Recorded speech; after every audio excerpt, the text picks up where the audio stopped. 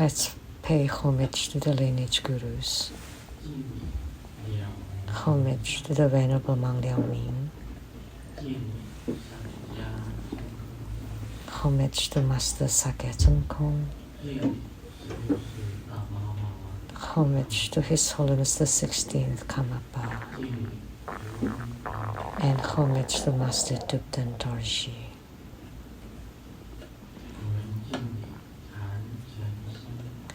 Homage to the three jewels of the altar. Homage to the main deity of Homa today. Of the Maha Twin Lotus Pond Padma Kumara.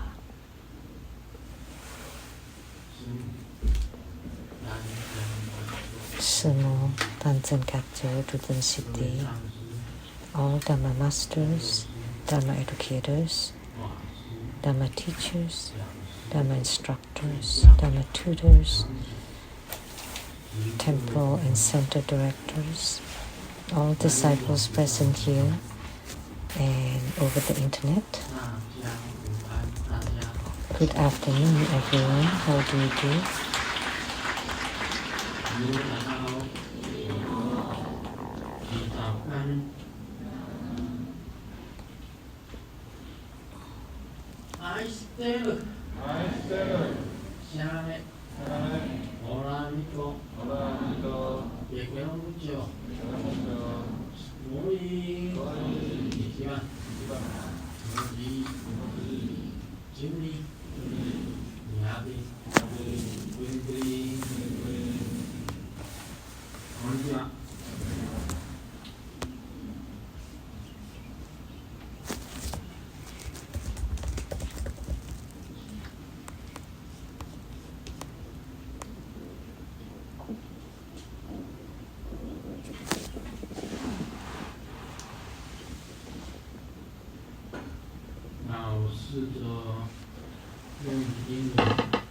Let me try to speak in English.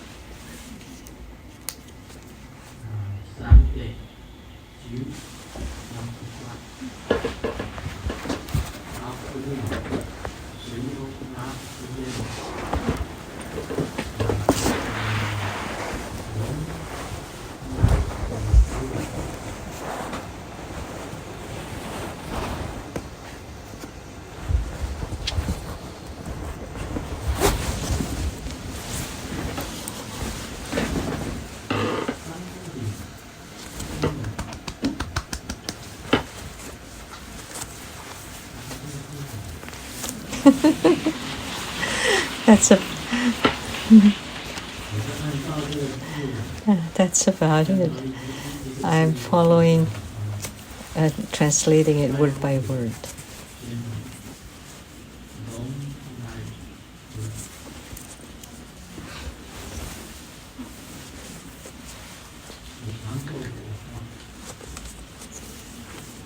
Long life Buddha.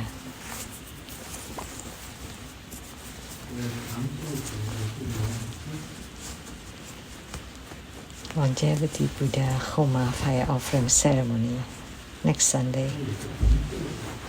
Also read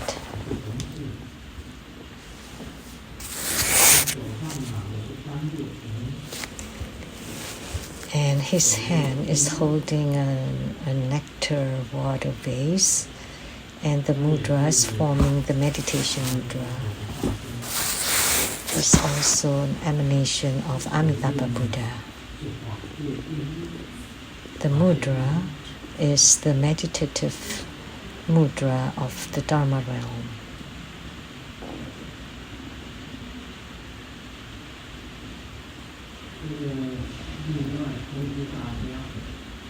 Would also like to announce the True Buddha Foundation is inviting disciples all over the world to organize the grand ceremony to supplicate the Guru Buddha to stay in samsara. and Rainbow Temple is the third in line. The grand offering will be held next Saturday, June 24th, Saturday at 10 a.m.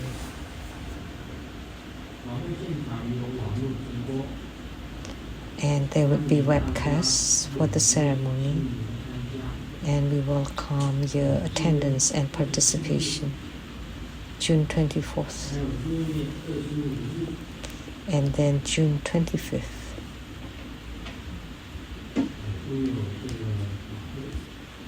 There will be ceremonies.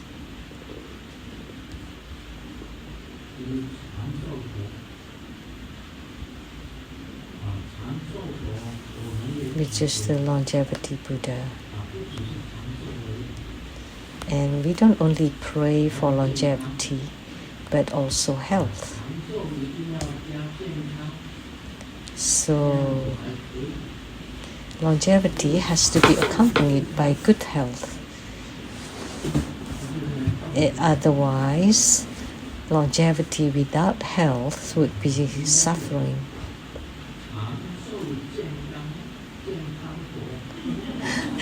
It should be called Longevity and Health Buddha for next Sunday.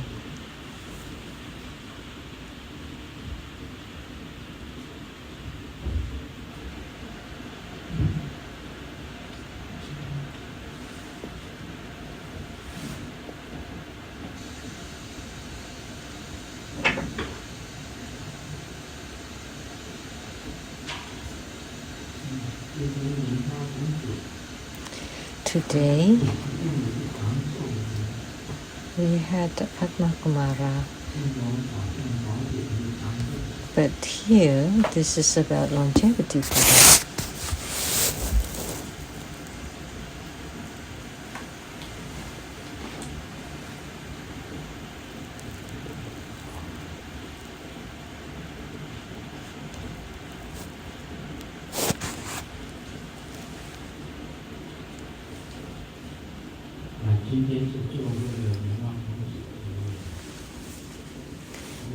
Today we perform Padma Kumaras.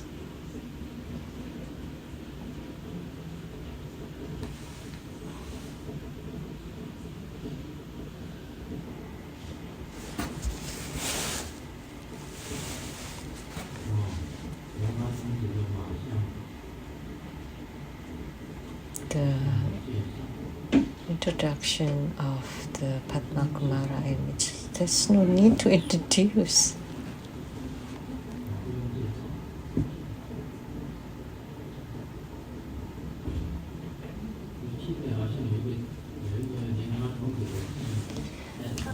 I remember the poem or children rhyme during the Tang Dynasty. Padma Kumara meets the golden sage, the flower petals swirling left and right, the marvelous sound heard above the clouds, and the bliss, utmost bliss beyond all the heavens. Padma Kumara comes from Amitabha Buddha. Therefore, Guru Padma Sambhava, Padma Kumara are both manifestation or transformation of Amitabha Buddha. That's why they are called manifested child or youth. In Sukhavati, there are the 8 meritorious water, and the ponds were covered with golden sand, and the lotus blossoms as big as cartwheels. And above the lotus blossoms are Padma Kumaras, the lotus youth, that were all manifested by Amitabha Buddha. Last time, we talked about the 10 directional chapter or Dokjen Center in Hong Kong, led by Master Changren.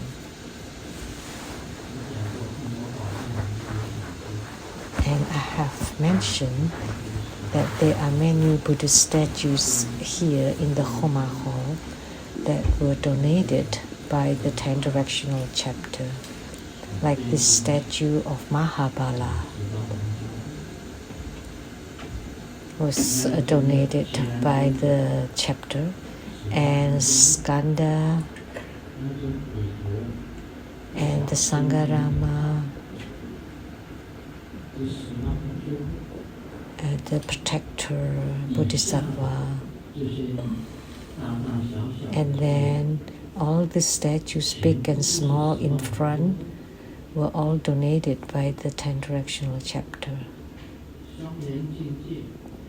And inside the twin lotus columbarium, the Siddhigarbha Bodhisattva and all the statues on the altar there will form this 10 Directional Chapter.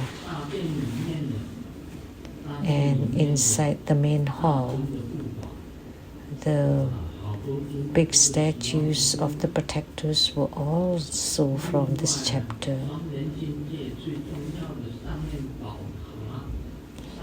And the most important one, the Dharma wheel with 2 deer on its side, that's also from the 10 Directional Chapter in Hong Kong. And then all those big stones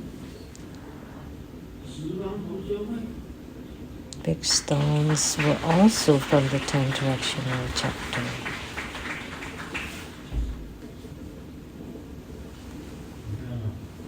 Let's see. What else can you say?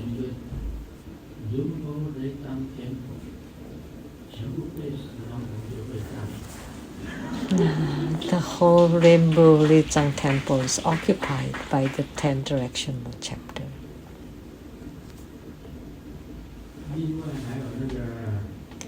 And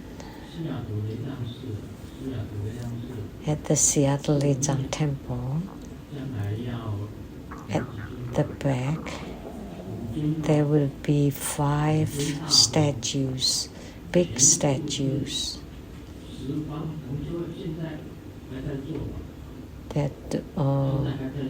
that are still in the making now.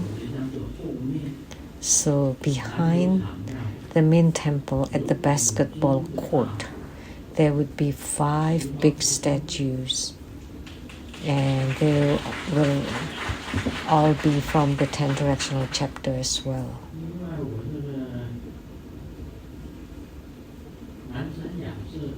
And at the South Mountain Retreat, in the living room, there will be 3 or 4 statues. Thousand Eye, Thousand Arm Avalokitesvara Bodhisattva, and Mahabala, and Akalanata, and Yamantaka.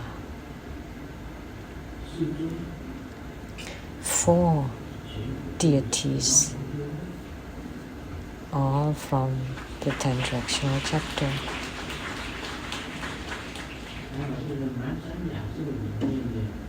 And inside the South Mountain Retreat, there are many Golden Mother in the form of celestial maidens. They were all from 10 Directional Chapter. And at the Taiwan Lechang Temple, all the Buddhist statue on the 6th floor are from the 10 Directional Chapter. And also protectors downstairs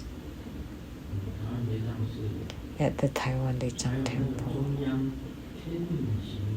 And at the center, the Golden Mother in the celestial maiden form was also from the 10 Directional Chapter, a big statue.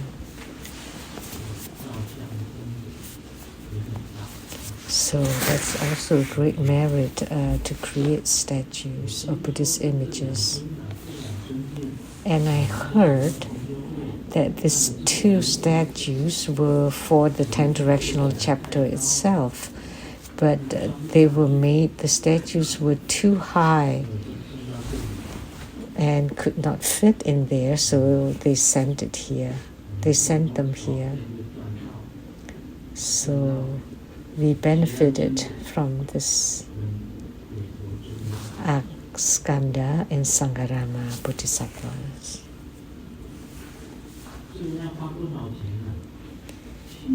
How much money would this worth? The Dharma wheel and the 2 deer on top of columbarium, they were all gold-plated, pure gold-plated. Like Master Lien Tzu said, pure gold. If they were real pure gold, then we would have taken them down. And the color stays, gold color. And they said, on the Dharma wheel, there are many Buddhist images and were carved very meticulously and beautifully, but because it's high up, it's hard to see. But it was well crafted with design and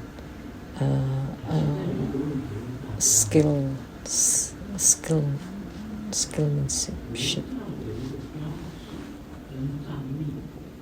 Let me ask you,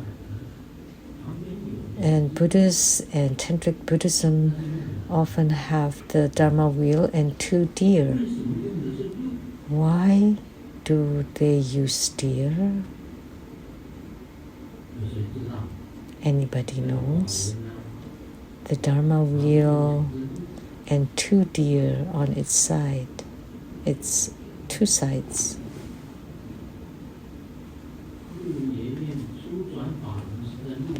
The deer, to symbolize the deer park, because the first turn of the Dharma wheel was at the deer park. Is that right?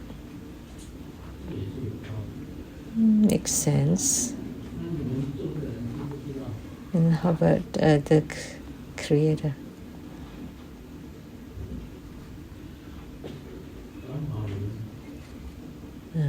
It's for turning the Dharma wheel. So to symbolize the deer park, which is the first turning of the Dharma wheel by Shakyamuni Buddha, turning the wheel of the 4 Noble Truths. That also makes sense.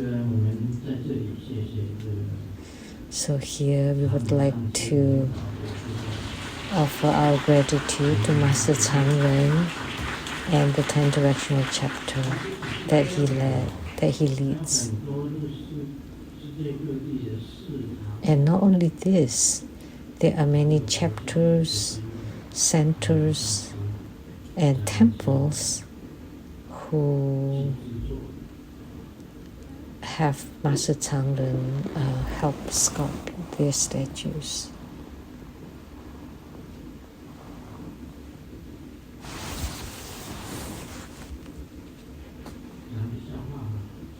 Let me share too.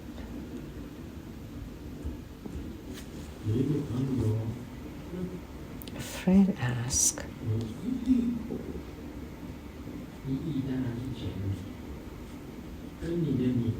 $100 million and your girlfriend fell into the river, which one do you want? And Xiaoming said, of course the 100 million. And the friend asked, and how about your girlfriend?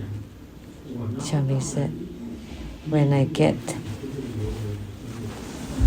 the $100 million, then the girlfriend will automatically swim and come follow me.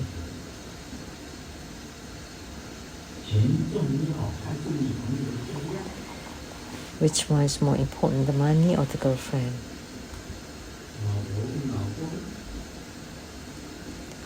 The wife asked the husband, when we were dating, your eyes were shining bright and electrifying. How come now you never look at me? And the husband replied, oh, I want to be economical and save electricity.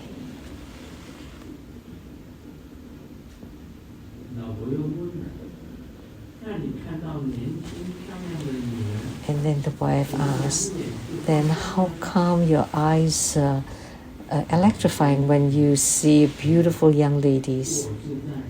And the husband replied, oh, that's warning lights to warn them that I have a wife already. Please don't get near.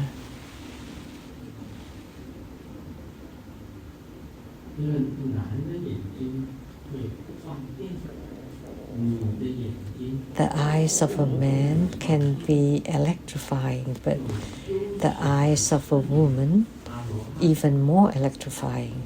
So arhats who are practicing the small vehicle are not allowed to gaze into the eyes of a woman. It's prohibited, because if you gaze into the eyes, then you would be electrified. The arhats practicing in this lesser vehicle have many precepts.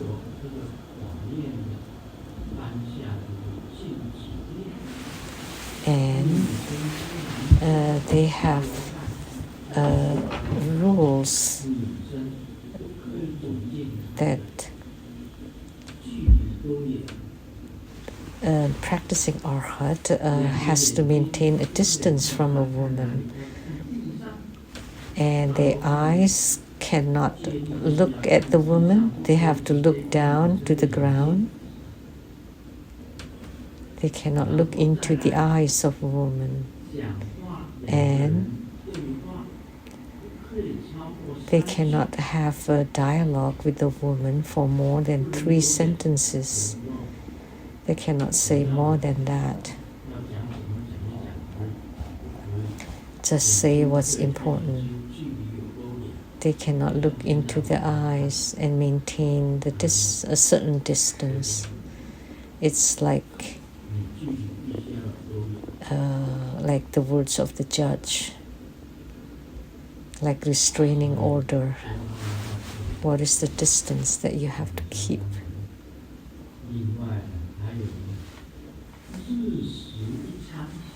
And eat 1 meal a day, then you would not die from hunger, but you can only eat once a day before noon. And after noon, there's nothing to eat. And then you can only eat the following day before noon, once a day, 1 meal a day, and no food after noon. So it's also very strict about eating.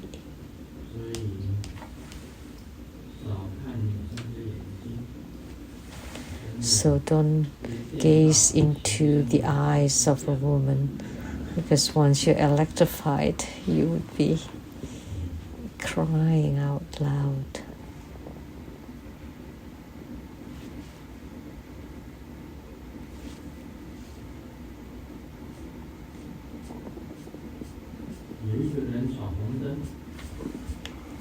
A man ran a red light, and he told the police officer,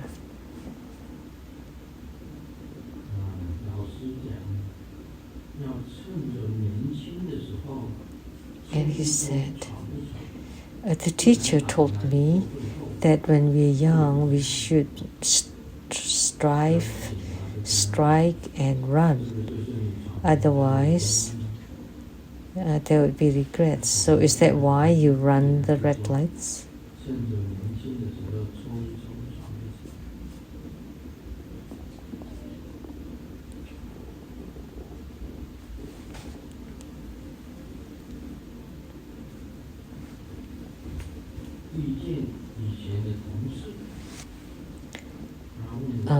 encountering an ex-colleague, and how are you? What are you doing now? Oh, no big deal. My boss trusts me. I only have a few thousand people under me. And then the ex-colleague was very admirable. So you're not general manager, right? No, I'm just a manager of a cemetery.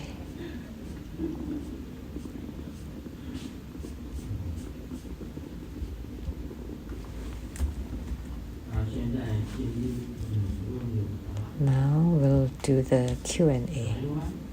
A question from Taiwan by Lianhua Qingpu. Wholeheartedly homage to the lineage Guru, living Buddha Lin Song. Dear Master, peace. I have seen some fellow disciples inquire about the offering method of the mandala plate. The plate contains rice, and after completing a session, you discard the rice, and that's considered one session. Some other disciple ask if it's possible to use gemstones instead of rice for the offering, because our family is small and too much rice. We cannot eat too much rice, and we cannot. And if it's stored for a long time, it may attract pests. And the refrigerator or freezer cannot accommodate too much rice. So I believe gemstone would be more appropriate for us. My questions are, may I use the gemstones again after being offered and cleanse? How can the gemstones be cleansed or purified? After purifying the gemstones, should they be poured out from the mandala plate and then placed back in the mandala plate for the second session? And for the visualization of the mandala plate offering, is it limited to only food?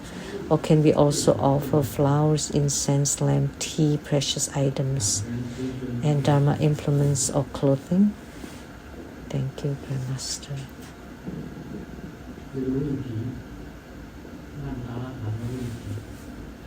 Questions about the mandala plate. We don't have a mandala plate here. Inside. My guess is you don't use them, you don't replace the offerings, right? It's just for show, just a display.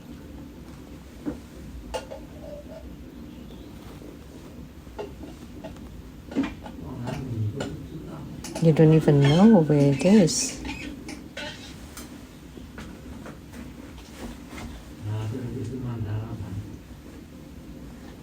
This is the mandala plate. This is a beautiful one. It's also plated pure gold. 1, 2, 3, 4 layers.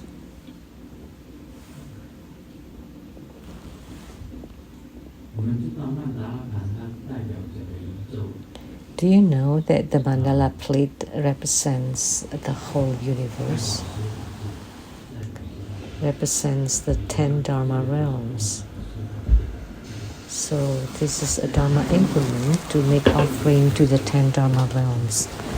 In Tantric Buddhism, it has a special method, but it is not in Japanese Tantayana. They don't make offering this way. They do have fire offering, And the Tibetan Tantayana fire offering is slightly different from the Japanese Tantayana's fire offering. The Japanese Tantayana Homa is like the one in the main hall at the Rainbow Temple. And then the offerings is one by one. But the Tibetan Tantayana's Homa is made of a stone stacked together, and then you just place many offering items, a huge amount in the Tibetan Tantayana. But in Japanese Tantayana, the offerings that's being burned are very little, and it ends just with a few things. And for us, it's neither Japanese Tantayana nor Tibetan Tantayana. We perform our own, and it's not Tibetan Tantayana and it's not Japanese Tantayana. But we have this Tibetan Tantric Buddhist mandala plate. And in this mandala plate offering, there are many rules. I have a booklet about the mandala plate offering, and I don't follow it exactly either.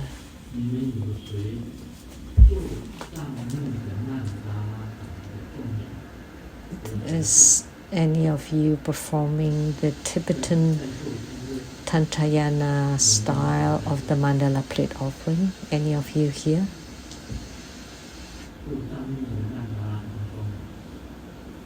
The mandala plate offering of the Tibetan Tantayana, like turning to the right several times, turning to the left several times.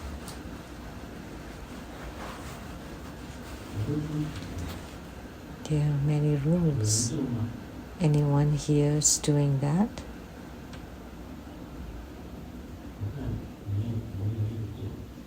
Nobody. The masters?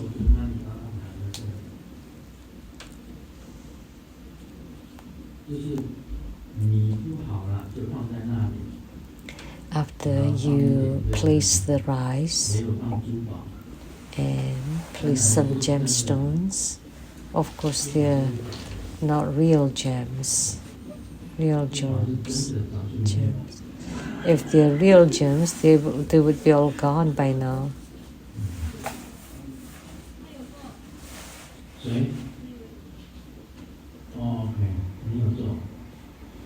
So you then why don't you answer these questions then?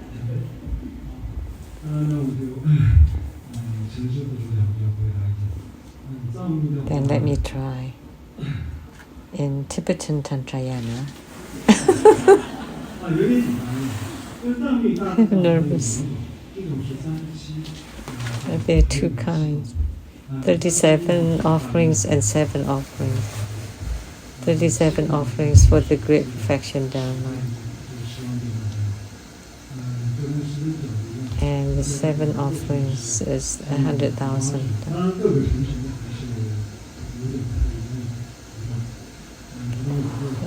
There are slightly differences between the different traditions. Oh, the water of saffron flower.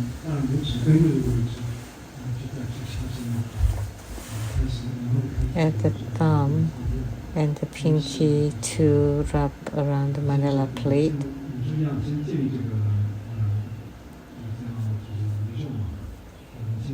To establish the universe,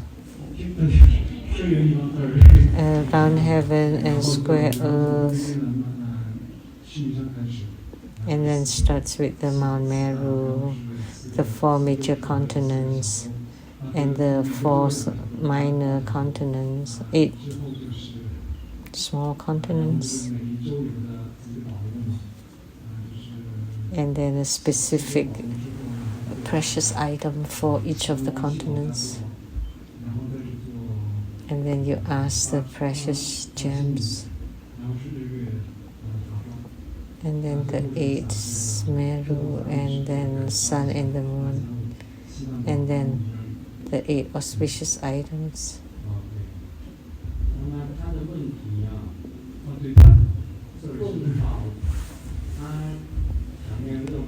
The questions is they like to use the gemstones instead of rice. Is that okay?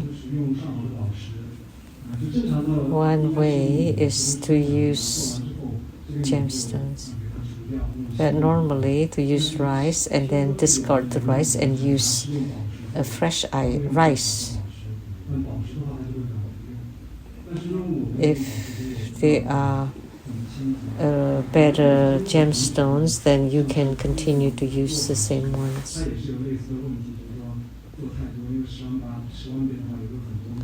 Because you have to do it 100,000 times, there will be too much rice.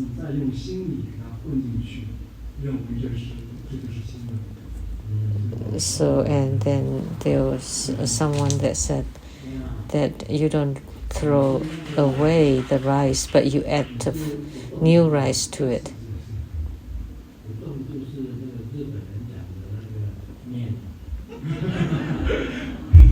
Oh, are you udon? Udon, like a Japanese noodle udon. You're always singing first.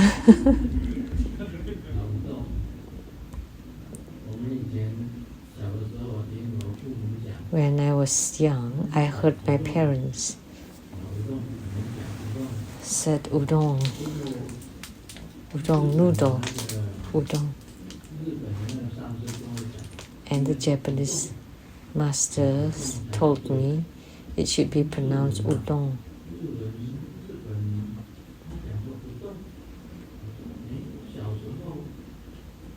In Japanese. But my parents said udon. But udon should be the right way to say it. Means a noodle.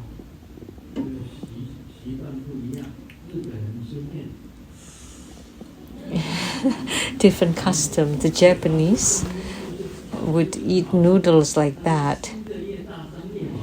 The louder, the better, the tastier. But for us, so if you go to the noodle shop, then you'll hear all the sound of slurping noodles in Japan.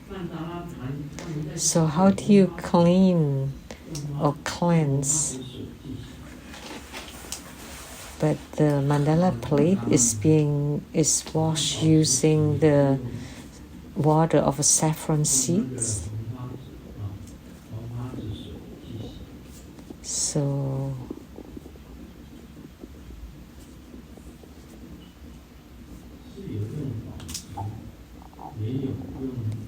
you can use gemstones or rice.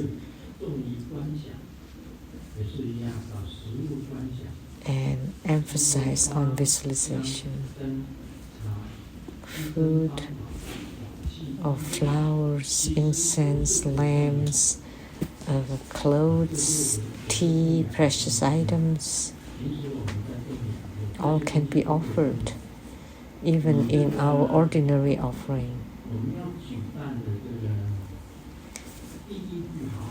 The ceremony for the richest person on earth of Arya Avalokitesvara emphasizes on 3 kinds of offerings, a very secret Dharma practice. If you make the right offering, then you would be destined to be the richest person on earth.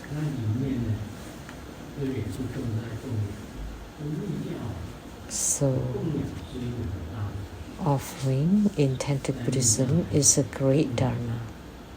It's a major Dharma in Tantric Buddhism, offering.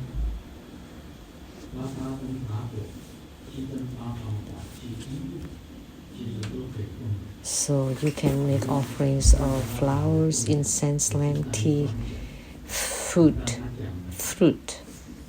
precious items, and dharma implements, and more.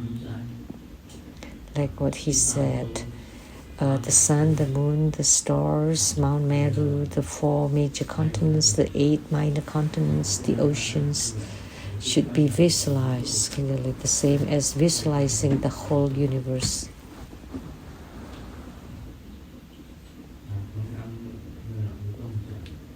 So Udon said that, so I don't need to answer more. So that's my answer to Lian Hua Qingtou from Taiwan. So if you use the water of saffron seed to cleanse the mandala plate, then you can also use it to cleanse your gemstones, and then you can use it again for the offering. Mandala plate represents the whole universe, and so you make offering to the whole universe. And you use rice to make offering, and you also visualize the transformations.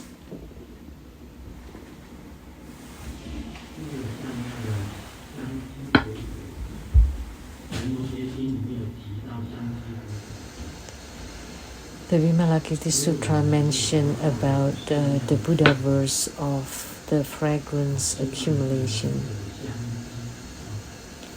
That's why in Buddhism we talk about fragrance accumulation to refer to our dining hall.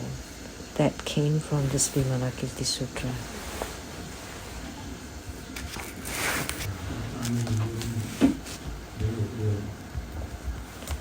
And above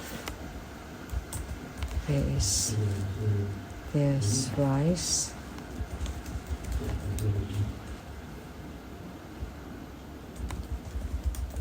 And these gemstones, but they're artificial gemstones. Then of course you can offer those, but primarily you need to put your heart into it.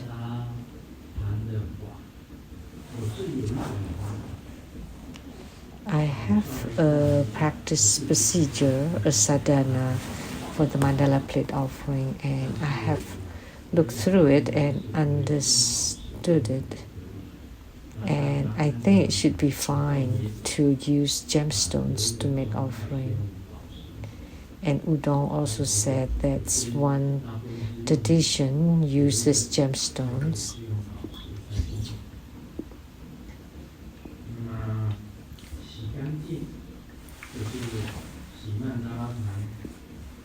So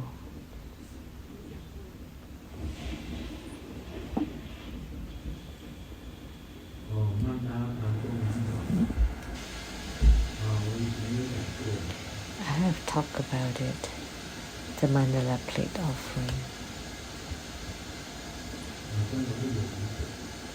And the True Buddha Foundation has the practice procedure, how to perform the mandala plate offering.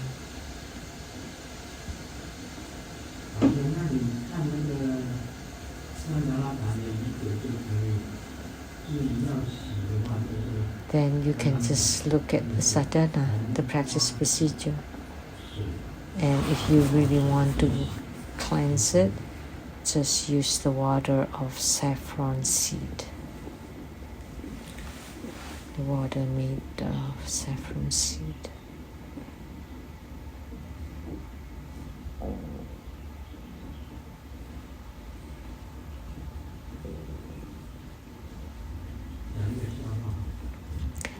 Let me share a joke. Why? When a man is young, he likes a mature woman, but when he's getting older, he likes young girls. The reason is because when he's young, he wants to train, and when he's older, he wants to become a trainer. He he wants to become a trainee when he was younger, but a trainer when he was older. The wife asks, I want to donate my clothes to the poor and hungry refugees from Africa. But the husband said, if those refugees can wear the same size as you, then they are not refugees.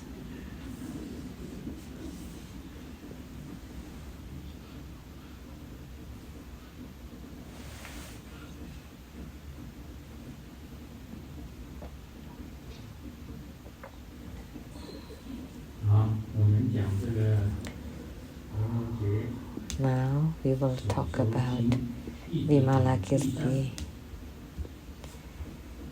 Chapter 3, Disciples. At that time, Elder Vimalakirti thought to himself, I am bedridden and ill. Why is the compassionate world-honored one not showing concern? The Buddha knew of his thought and immediately instructed Sariputra, saying, Sariputra, go and visit Vimalakirti to inquire about his illness. Let me talk about this passage. At that time, Elder Vimalakirti had the thought, I am ill and bedridden. Sakyamuni Buddha is greatly compassionate. He is supposed to come and inquire about me. Sakyamuni Buddha is compassionate and loving.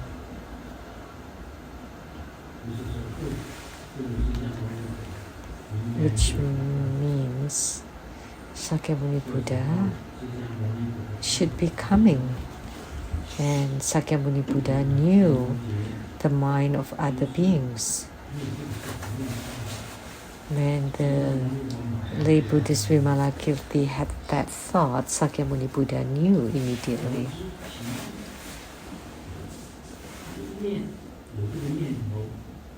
With the thought arising in Vimalakirti, Sakyamuni Buddha knew what he thought.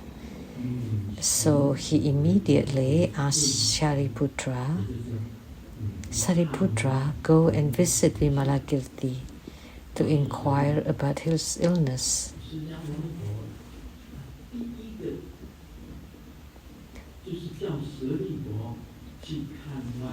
The first one that Shakyamuni Buddha asked was Sariputra to visit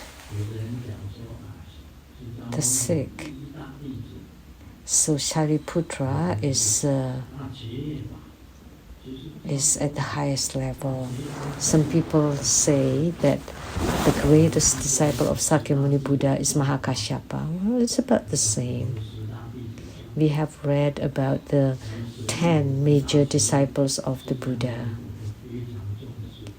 That Sakyamuni Buddha highly revered both Mahakasyapa and Sariputra, and also Maudya Kalyana. At that time, Sariputra was a follower of the deviant path and also Maudya Kalyana in India.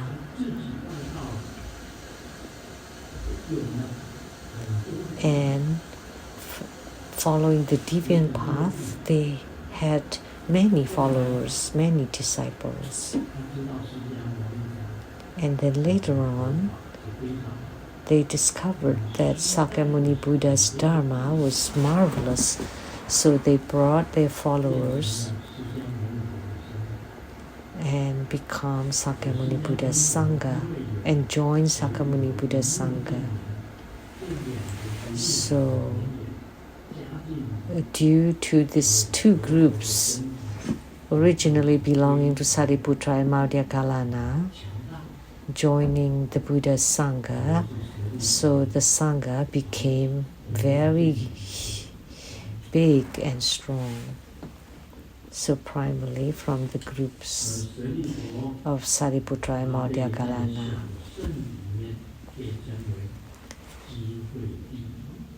In Hinayana or Theravada tradition, Sariputra is regarded as first and foremost in wisdom. Sariputra is. In Mahayana Buddhism, the first and foremost wise or wisdom is Manjusri Bodhisattva.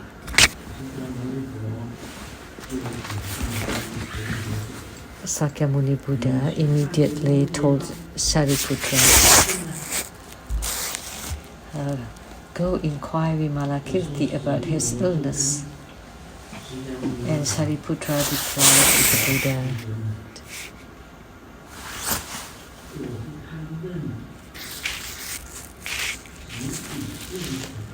well, honored one,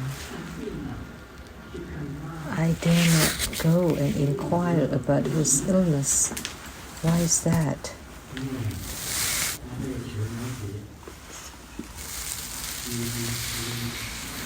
Because Vimalakirti had fixed him up. Vimalakirti had criticized and fixed him up. Vimalakirti was a perfectly enlightened sage in his past. He was Jinsu Tathagata. So the 10 major disciples of the lesser vehicle could not be the Vimalakirti's opponent. So asking Sariputra to go, he did not want to go because he's afraid to be fixed up again, to be criticized by Vimalakirti. Why? I recall a time when I was sitting under a tree in the forest. And Vimalakirti approached me and said,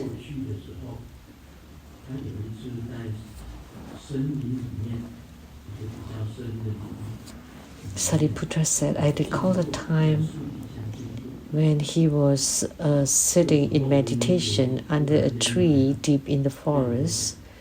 Vimalakirti suddenly approached me and said, that's what it meant. Sariputra, there is no need to sit for the purpose of sitting. Sitting like that is not meditation.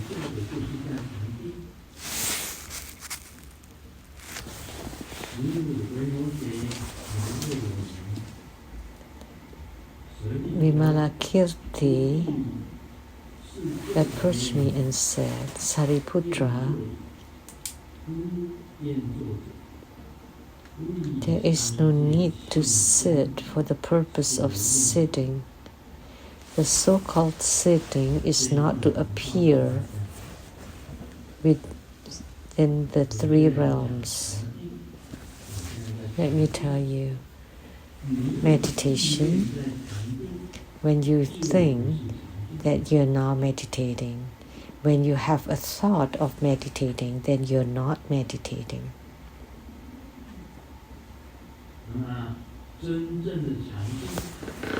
And true meditation is whatever you do, sitting, walking, lying, or standing, is called meditation. In the tantric practice procedure, in the sadhana, there is the so-called enter samadhi. That's meditation. and then exit from samadhi. So you are in meditation when you enter samadhi, and when you exit samadhi, you're not in meditation anymore. So that means you're a sage when you're in meditation. When you're not in meditation, then you're just a mundane being. Is that so? So you have entrance and exit from meditation. Then that is not a true meditation. That's not meditation. Because meditation has no entrance and exit.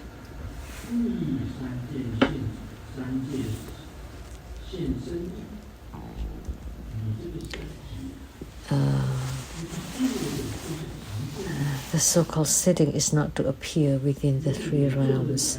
So this body, it's okay. The meditation is not when this physical body is sitting. I often see Master Lian Wang closing his eyes and sitting there doing meal time. And then both his legs are in a lotus position. Close the eyes, and the mouth is not chanting, just sitting quietly. Yeah, he was in meditation. But when he moves, then he's not in meditation.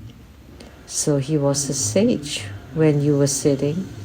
But when you open your eyes and doing things, then you're a mundane being. But Zen or meditation is not restricted by the form or the ritual. So what Vimalakirti meant here is, don't think that by sitting like this, that you show, your body shows that you are meditation.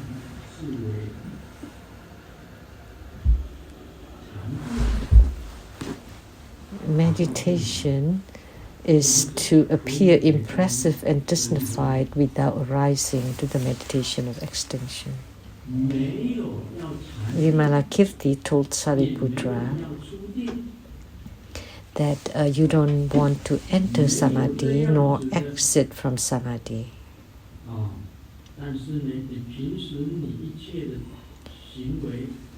On the other hand, all your behavior and conduct naturally dignified and awe-inspiring, and that would be called meditation. That's why we say that standing, sitting, lying, or walking, or moving is all meditation. As for Master Lian Wang, I often see him sitting in a lotus position, closing his eyes and not talking or seeing anybody. And he thinks that he is meditating. But I say, my meditation is eating. Eating is also meditation. Opening the eyes, also meditation. Whatever we do is meditation. Washing dishes is meditation. It's not that meditation only during that time and not any other time. You need to learn so that any time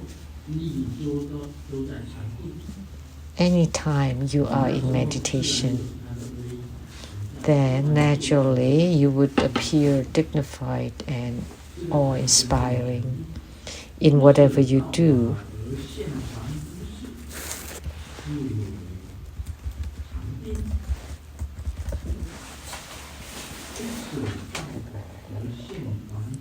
And meditation is to immerse in mundane affairs without forsaking the Dharma of the path. This statement is very profound. Doing anything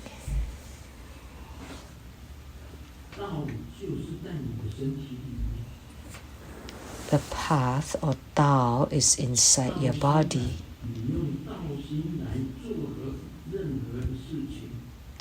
You do everything using the mind of Tao.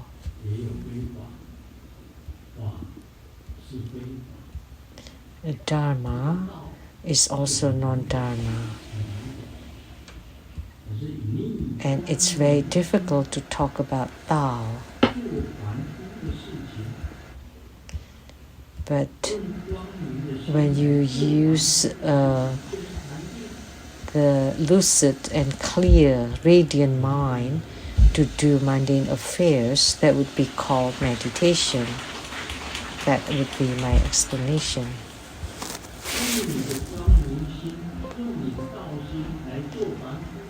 You use a bright and radiant mind and the mind of Tao to do anything, then that would be called meditation.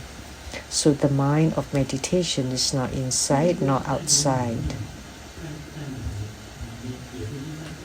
So it is neither inside nor outside. Only then is it called true meditation. He is explaining what is meditation. So like when we close our eyes, the mind of Tao is inside. So you cannot sit casually, cannot be in half lotus, it has to be in full lotus. The eyes has to be closed. And then the Tao is inside you. But that's wrong, because Tao is neither inside nor outside. Only then is it true meditation.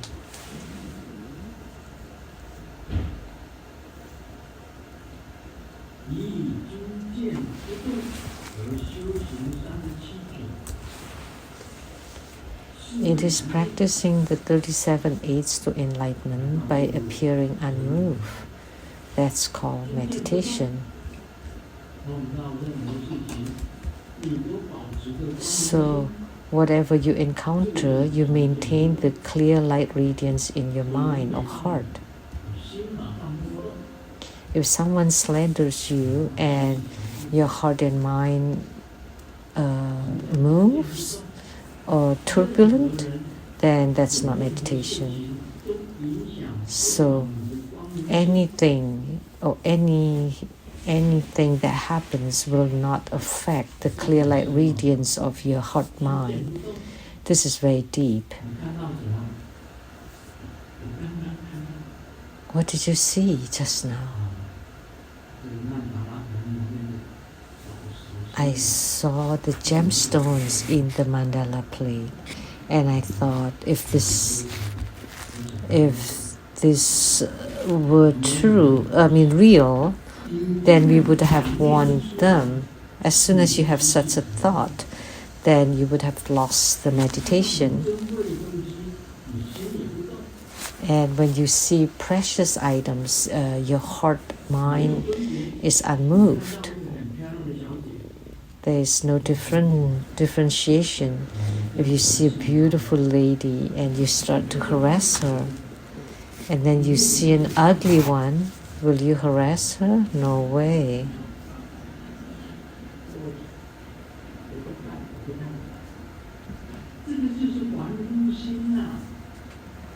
That's a mundane mind. You're unmoved by anything you encounter. When you see a really beautiful lady, you're unmoved. That would be a true man.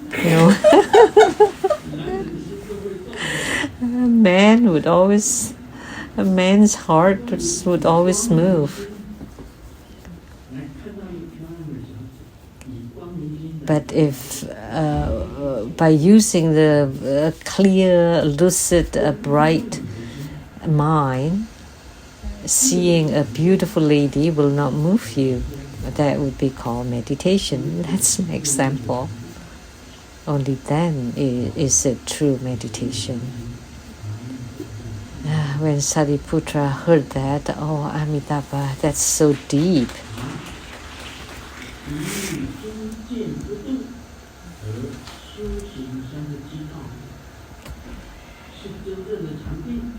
So, in practicing the 37 aids to enlightenment by appearing unmoved, so whatever you encounter, you're unmoved, and you always maintain the clear light radiance in your heart mind, and practicing the 37 aids to enlightenment, which was spoken by Sakyamuni Buddha.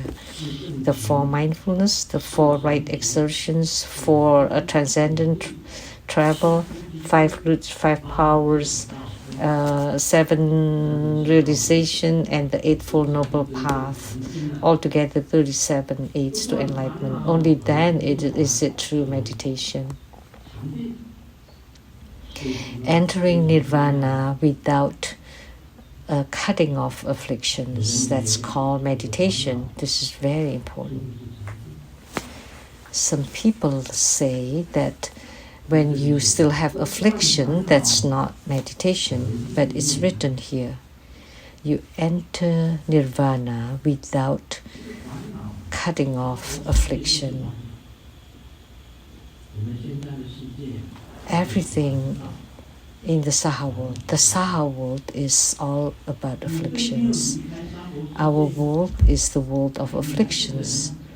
You're not apart from the Saha world. You're still a human being. You still have pains and illnesses. How come you have no afflictions? You must have some afflictions.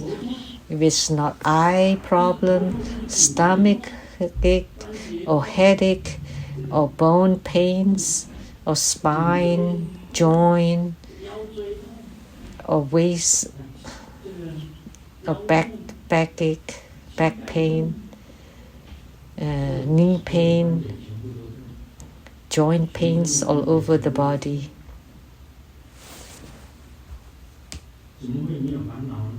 How come there is no affliction?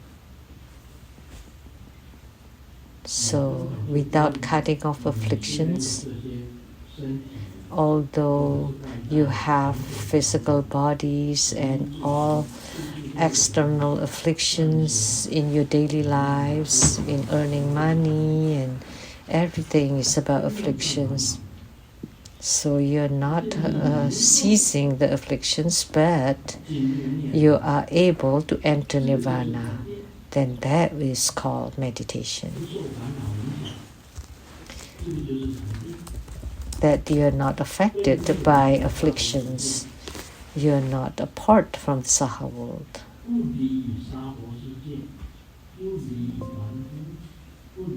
So you're not apart from the mundane, you're not apart from the afflictions, you're not apart from the Saha world. However, you are able to have the luminous and radiant heart mind, and that would be called meditation. If you sit like this, then all the Buddhas of the 10 directions will confirm you, would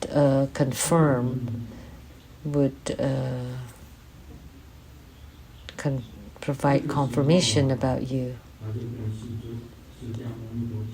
So at that time, he told Sakyamuni Buddha, after listening to those, I could not say a word. I was totally speechless. Therefore, I am not qualified to inquire about his illness.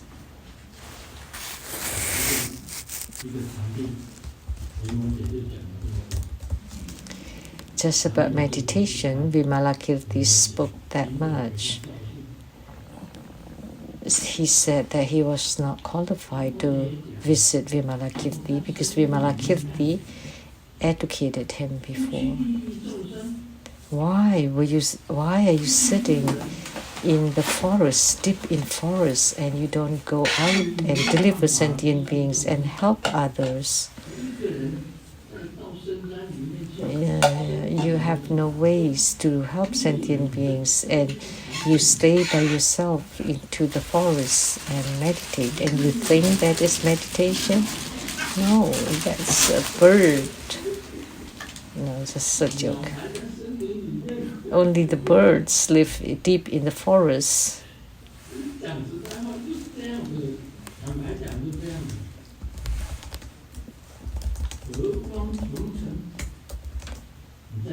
Frankly speaking, although you're in the Saha world, your body and mind are luminous and radiant, and whatever you do, it is a clear light, radiant. Only then is it meditation, true meditation.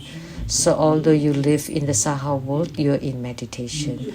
Although you're in crowds, you're also in meditation. Even if you visit the brothels, you're also in meditation. In whatever you do, you're in meditation. Even when you drink alcohol, you're in meditation. As long as you don't interfere or affect your clear light, radiant heart mind. If with a touch of alcohol you create chaos inside you, then that's not meditation.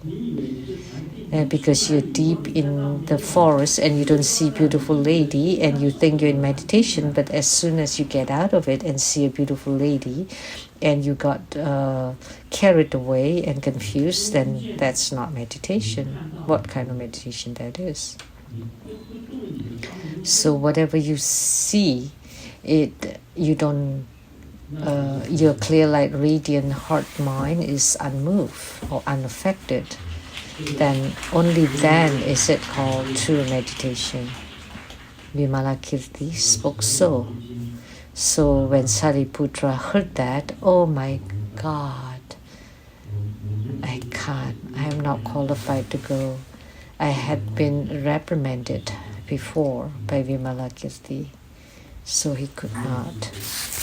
He felt he was unqualified.